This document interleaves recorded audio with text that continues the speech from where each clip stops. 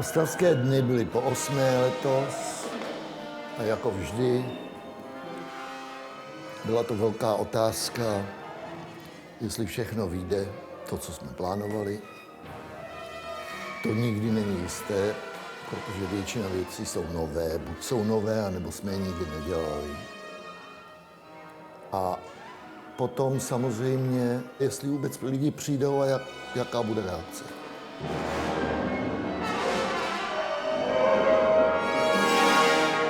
Ostrava I like a lot because Peter Kotik decided to have a festival which is entirely non-ideological. And this I like a lot. There's not a kind of main message that tells the people how music should be, but it goes in all kinds of directions. And this I find very, very important. So I think it's a great festival because it supports young composers. It also made sure that a lot of important American composers got their orchestral music performed. Now, the thing about Ostrava Days is that not only is it about playing new music, but it's about collaborating and building a common passion and for something that is shared amongst the ensemble members and the people that run this festival. It consists of resident composers that's chosen from around the world internationally. It is also consisting of world-renowned established composers that come and work with these younger composers, and then with the Janáček Philharmonic and the Ostravská banda that play very rare and new works that isn't always performed everywhere.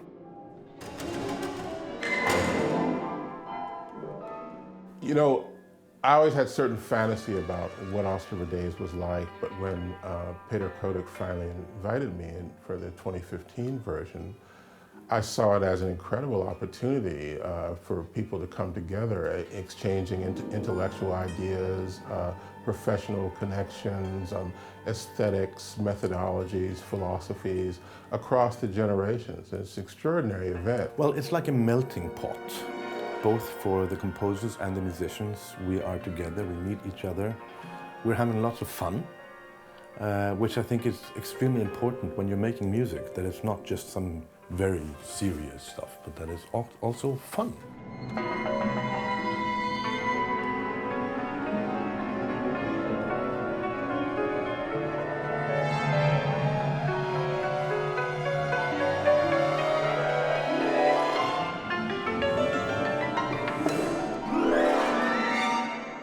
I was very surprised when I heard about the festival here because I live in Prague for 7 years, always studying music, and it's the first time I heard about Ostrava Days was for this event in 2015. And I had no idea of the caliber of this festival, of such big names that would come here, such as Alvin Lusser and Christian Wolff. So when I heard about it, I was applying as soon as I could. And so it has been an extremely enriching experience, and honestly, one of the best 3 weeks that I've had here in Czech Republic has been here in Ostrava. Já už jsem na Ostravských dnech, myslím, po třetí jako autor a je to už úplná paráda se sem vracet, protože se tu cítím jak doma. Lidi z Ostravské bandy se pořád vracejí ti samí a už jsme jako kamarádi, mezi tím jsme se viděli víckrát při různých koncertech a když s nima dělám a pracujeme na skladbách, tak je to už úplně jiný styl práce, než když jsem přijel v podstatě poprvé a nevěděl jsem moc tak, jako co si můžu dovolit, jaký můžu mít nároky. Dneska už ta komunikace je strašně odlehčená, je to prostě super, no. Letos jsme opravdu měli velký počet koncertů a skladeb a projektů, které vůbec nemuseli vyjít. My jsme naplánovali Gruppen od Stockhausena, na které jsme nakonec měli jen 3 zkoušky a do koncertu vlastně jsme nevěděli, jak to dopadne. A dopadlo to nad očekávání všech dirigentů, takže jsme si všichni nejen oddychli, ale postrčilo nás to s obrovskou energií do zbytku festivalu.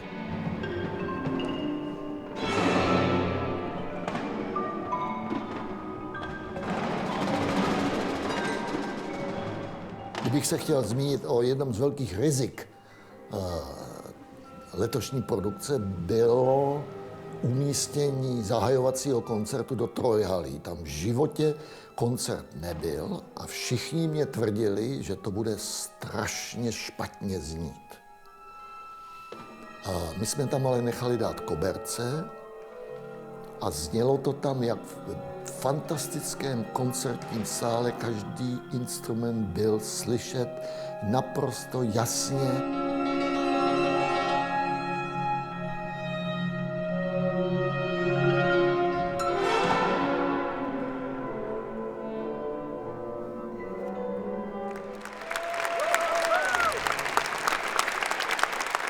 This extraordinary Carolina space. How did you get so lucky? You know, I mean, amazing to hear that concert the other day. You know, I'll never hear Gruppen probably played ever again, but I certainly want to hear it played in an environment like that. You wanted to do that in New York? Forget it. I know it was done a couple of years ago at the Armory, and that's fine. God knows how much it cost. Co mě udělalo letos radost? No, za prvé publikum a za druhé ty nové prostory, které jsme začali používat a které vypadají naprosto na světové úrovni, bez konkurence, kdekoliv a kdykoliv. To bylo trojhalí a prostor dolu Hlubina. Velmi citlivě, velmi dobře zrenovován. A není to jeden prostor, jsou tam hnedka 3 obrovské prostory na produkce, takže vy můžete mít 3 produkce, které se můžou připravovat a jedna jde za druhou a to publikum se přemístí z jednoho prostoru přes chodbu a pár schodů do druhého prostoru a hned to jde a potom jdou nahoru a do dalšího prostoru a potom jdou ven a dají si pivo v teplém letním večeru a koukají na dolní věže a siluetu města, která taky nemá období nikde. To je Ostrava.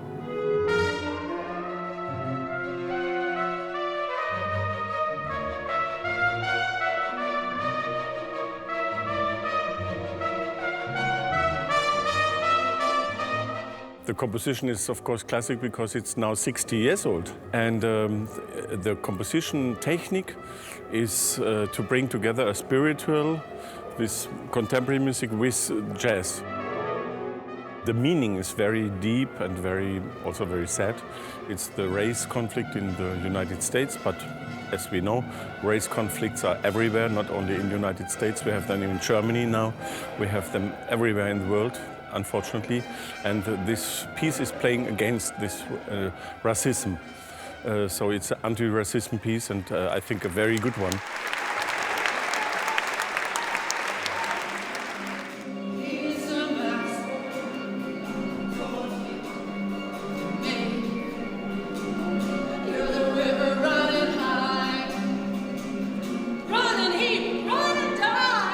Is it called festival experimental music? Isn't the word experimental in there somewhere? Because I frankly don't. I find what the old guys are doing, that's experimental. What the young people are doing, not so much. And it's funny because I've never known, because I've been teaching now 25 years, pretty well, not quite, 23 years. And I've never known, I don't know if it's the same in Europe, but I've never known quite such a conservative time with young people. You know, it's extremely, you know, you basically do things, it's just received ideas, and this is what music is supposed to be, so that's what I'm going to do.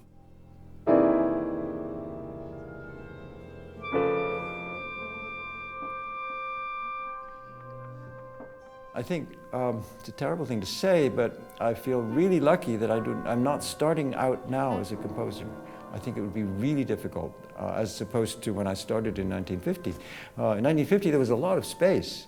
I mean, I've been very lucky. Also, it was a historical moment that was, I think, rather special. After the Second World War, this whole resurgence of avant-garde music and this feeling that one had to start all over again. And it was, for a while, it was clearly both in Europe and in America, at least in New York. And we all knew each other, we all saw it, we were all good friends, Stockhausen, Boulez, Cage, Feldman, myself. That didn't last forever, but anyway, for a while there, it was just a whole new situation, historical situation. And to be in that, of course, is wonderful. And that doesn't exist anymore.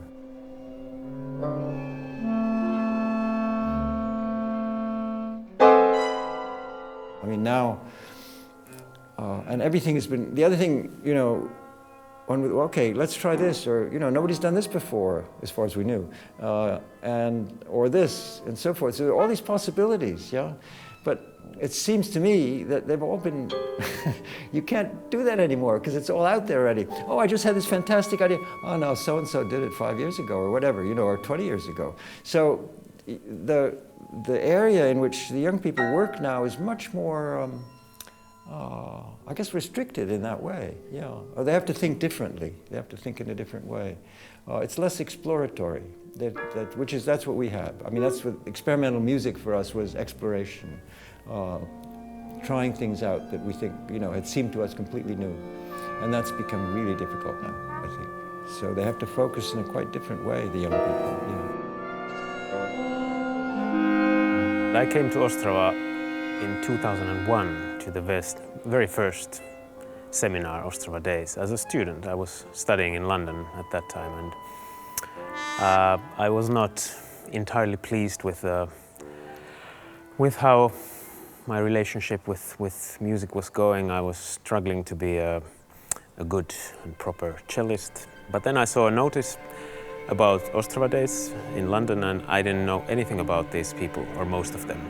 I had heard the name of Cage and I had heard the name of Christian Wolff, but that's about it. So I decided to have an adventure, and I came here, and I must say it transformed my musical life. I, in particular, was at the lecture of Alvin Lucier, and when I heard his I Am Sitting in a Room, I thought, if music can be like this too, then I'm going to change the direction too.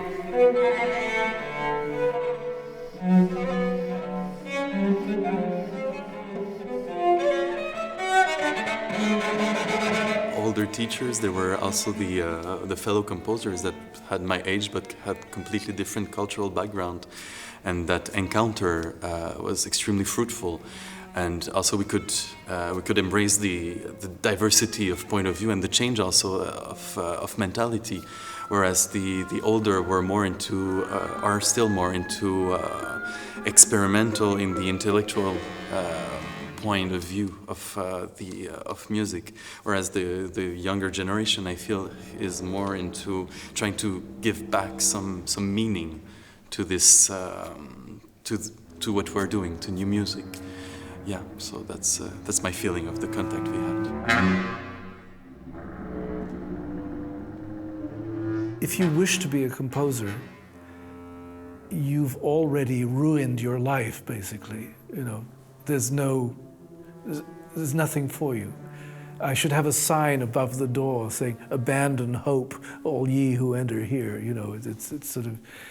I'm not trying to be cynical or negative or anything. I'm just being, you know, in Canada it's extremely difficult because there really aren't the resources to make that world sort of articulate and mobile in a way that Europeans take for granted. You know, and everybody in Europe I know has complaints and beefs and arguments, but the fact is that it's a very real part of life, you know, and it's sustained by the state in most places really pretty well.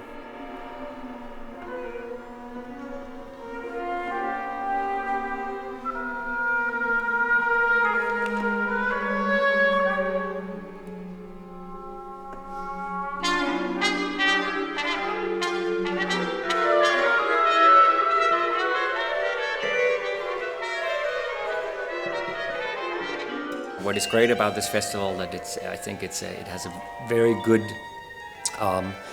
aesthetics. You know, it follows.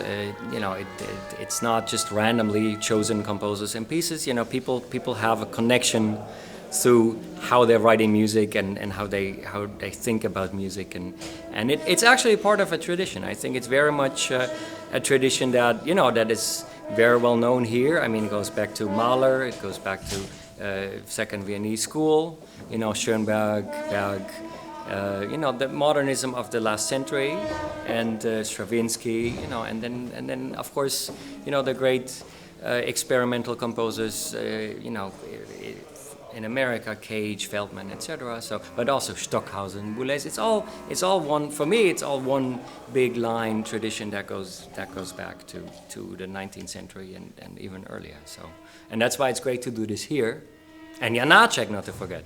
You know, in the town where one of definitely my heroes, and I think everyone definitely counts him as one of their very cherished composers, and it's. You know, this is right where he passed away, unfortunately, died, but also lived nearby, right? So, I mean, the tradition is very much alive. So. I would like to talk about the wind in the trees and the 5 fingers on your hand, and I would like to talk about the speed of neutrinos going through the hair of a dog. I made my solo performance with the title Wittgenstein Sings. Wittgenstein, the famous philosopher. You know, Wittgenstein wrote very complex texts, words, and everybody thinks it's impossible to understand. But if you look at the words in English or German, they are like mini little songs. They are so filled with rhythms and fantasy and even jokes about the world and the universe that you can sing these things like a libretto, like a song, like a score. So for me, Wittgenstein is really inspiring to make small melodies and small loops, like we say, like the structure is, the structure is, the structure is, the structure of the proposition is. So these are Wittgenstein words. And you look down, and you look down, you look down,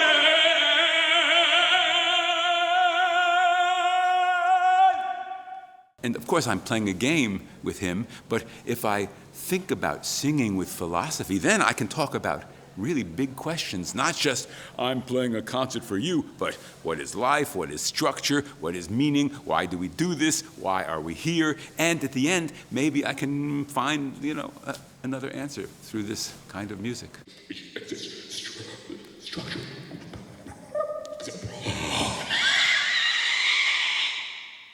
In a very interesting way, we are at, I feel, a turning point in music and the art, in the arts in general. The question is, who is responsible for the new stuff? Who will help us to make the new stuff? Is it a director of a museum? Is it the politician? Is it your teacher in school? Is it your mother, your father? Who will give us the push to do this stuff? And my answer is, nobody but you will give the real push to do this stuff. We need to push ourselves in a beautiful way to play the game, the gorgeous game of making new personal music. Wittgenstein couldn't sing. Oh,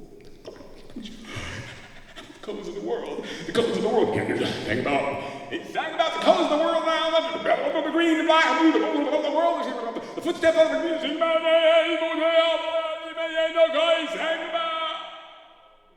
No, já do těch skladeb píšu většinou docela divočinu. Ty věci nejsou tak snadné na zahrání. Je to v podstatě taková virtuózní interpretace, která je k tomu potřeba, aby se ty skladby vůbec provedly.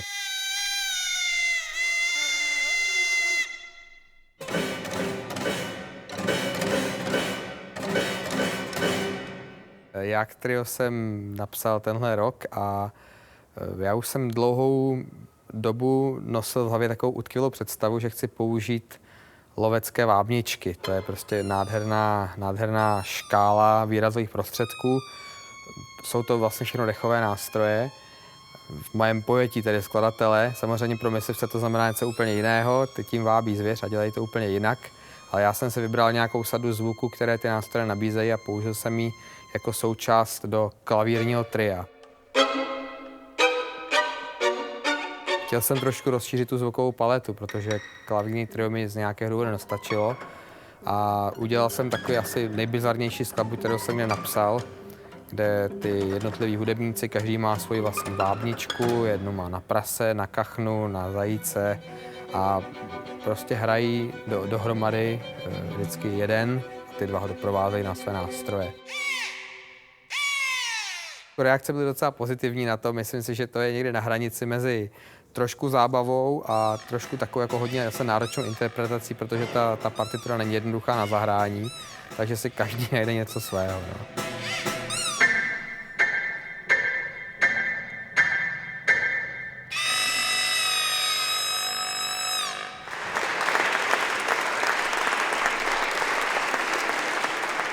Já vždycky, když začíná ten podivuhodný festival nové hudby co 2 roky, tak si uvědomím zvláštní věc.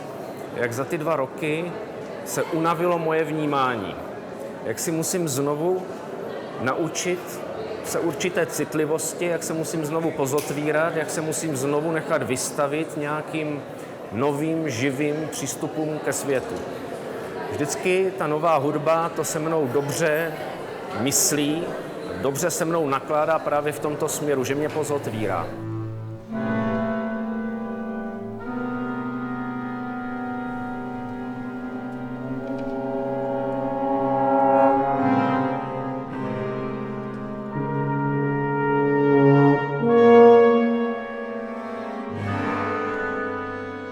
To, co je vlastně na Ostravských dnech taky speciální, je to, že my tady zažíváme proces, který vlastně se starou hudbou nemůžeme zažít v určitém smyslu, respektive stará hudba je jako kdyby s určitým způsobem už přefiltrovaná. To znamená, do dnešního dne nám přežily především ty skladby, které měly, dejme tomu, skutečnou hodnotu, skladby, které prostě se ujaly, protože byly oblíbené nebo z jakéhokoliv jiného důvodu, ale dneska už máme takový jako kdyby užší výběr toho nejlepšího, dalo by se říct, takovou hitparádu skoro. Ale tady na Ostravských dnech se děje něco, co vlastně v té staré hudbě zažít nemůžeme, protože tady právě teprve se ty skladby porovnávají, tady je ten kvas tvůrčí, tady se střetávají různé vlivy, zároveň se ovlivňují, zároveň se vylučují a prostě zkrátka tady se děje hudba, která se bude filtrovat až v příštích desetiletích a nebo stoletích.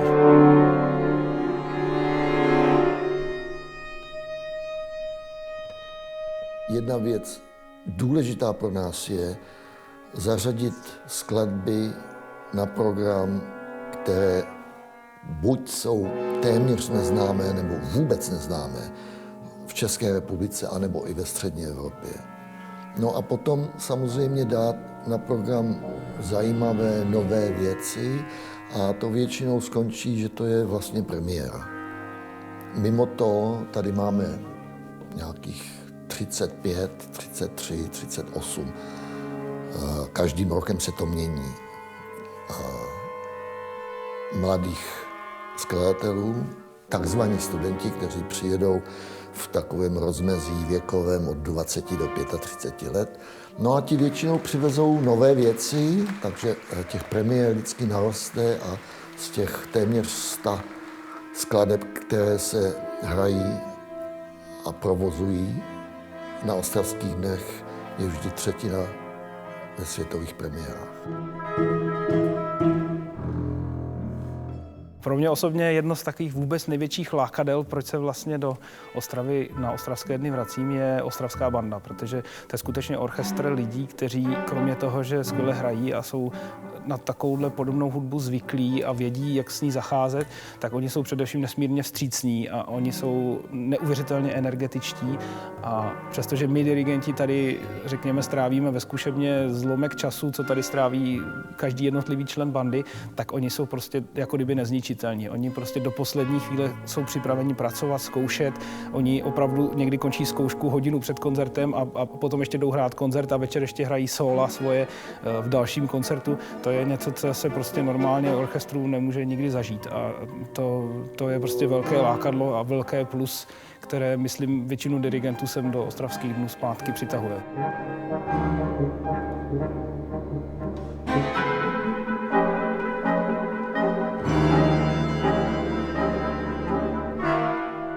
mě je opravdu obrovská zkušenost být v tom momentu toho zrodu, protože to je něco, co samozřejmě s Mozartovými symfoniemi už nikdo z nás nikdy nezažije a co si myslím, že muselo pro interprety tehdejší doby být taky strašně vzrušující, když jim prostě Mozart přinesl ještě neoschnutý inkoust na jejich partech a oni se to poprvé snažili přečíst. To muselo pro ně být ohromná zkušenost a pro nás vlastně právě jenom díky Ostravským dnům je možno takovou tu situaci zažít také. A to je něco, co prostě se starou hudbou, jakkoliv miluju a věnuju se jí většinu svého času, tak to je něco, co prostě zažít nemůžu.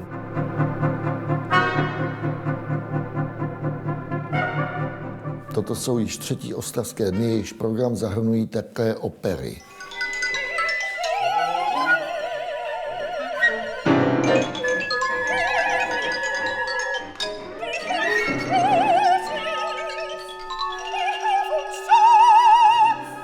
V posledních 2 ročnících, tedy 13 a 15, jsme přešli do koprodukce s Národním divadlem Moravskoslezským, a to na základě nového ředitele, který přišel před 5 lety, Jiřího Nekvasila, a který vlastně nás oslovil s otázkou, jestli bychom nechtěli dělat opery.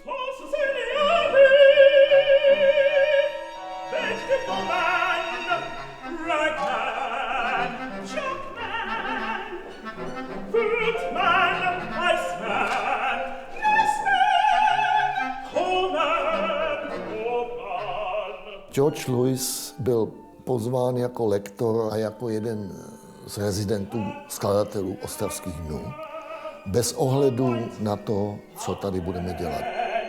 My zveme skladatele, umělce a dáváme jim vlastně o volnou ruku k tomu vybrat, co bychom od nich měli provádět, co bychom od nich měli zařadit na program. George byl pozván, akceptoval to, počítal s tím a najednou jsme se dozvěděli, že píše operu a najednou jsme se dozvěděli, že ta opera by mohla být hotová na jaře a jedna věc vedla k druhé a tak jsme se rozhodli dát na program jeho operu.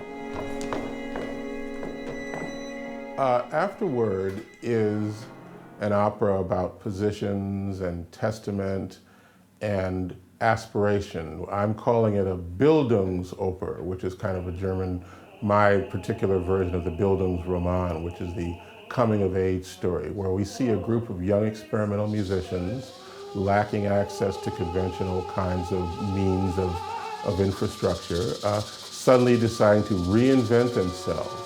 So as such, the story is not so much a linear story or a narrative as a set of tableaux, a set of, you could call them settings, in which we see history being made as we see young people, young experimental musicians coming to a realization of who they are and what their capabilities are.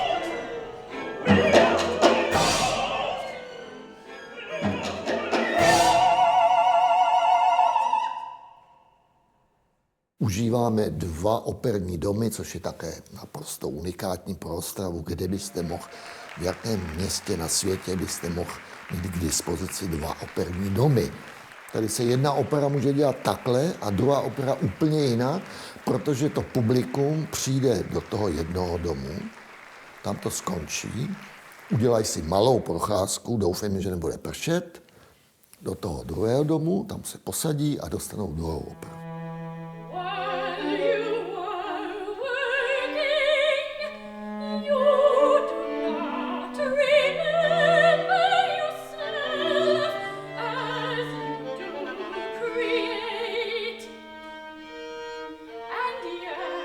Ta druhá opera, to byly moje mistrovská díla, masterpieces, a to vzniklo tak, že jsme nějak nemohli vybrat další, samozřejmě komorní operu na ten večer a jeden z lidí, kteří pracují na tom programu a přispívají nápady, přišel s tím nápadem, že by se měli znovu dělat masterpieces, protože se vědělo, že na nich dál pracují a že by mě to možná donutilo je dodělat, což byla pravda.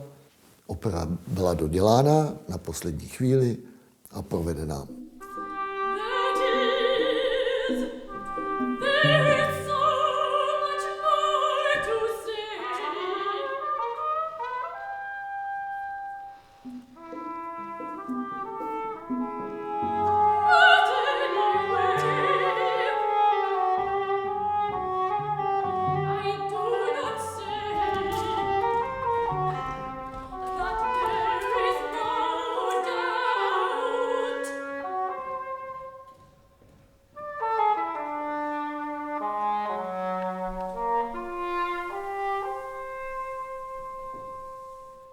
Ostrava je jedinečná, možná teď, když na to myslím, jedinečná tím, že ten program je dělaný z uměleckého hlediska, ne z administrativně manažerského hlediska. Tady to děláme dohromady. Christiana Wolfa, Alvina Luciera, my mu neříkáme, co tady má dělat. On to řekne nám, my se ho na to ptáme a on ví, že tady má určitou podporu a určitou svobodu, kterou třeba dostane někde jinde, ale třeba ne, ale tady ji rozhodně dostane. A proto sem přijede.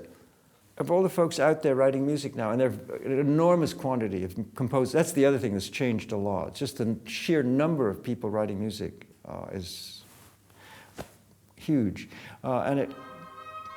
There have to be among those, there must be a smaller number who are genuinely committed to that and are more committed to, say, making music than they are, say, to making a career, to getting the next prize, to hustling to get somebody to play their music, all these things that you sort of have to do but are a distraction and are also a distraction to your work.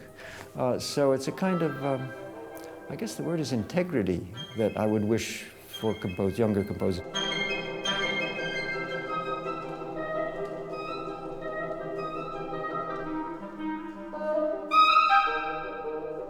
Yeah, actually, Ostrava Days was super important because it gave kind of a goal for us, for the composition.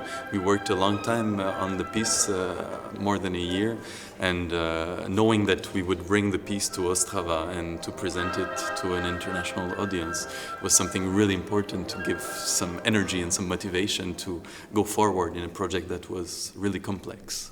For me, it's the third time I participate to Ostrava Days, and it's always a very rich experience, artistically and humanly. I feel change and richer when I leave Ostrava Days after those intense days of work and concert and meeting and discussion and party.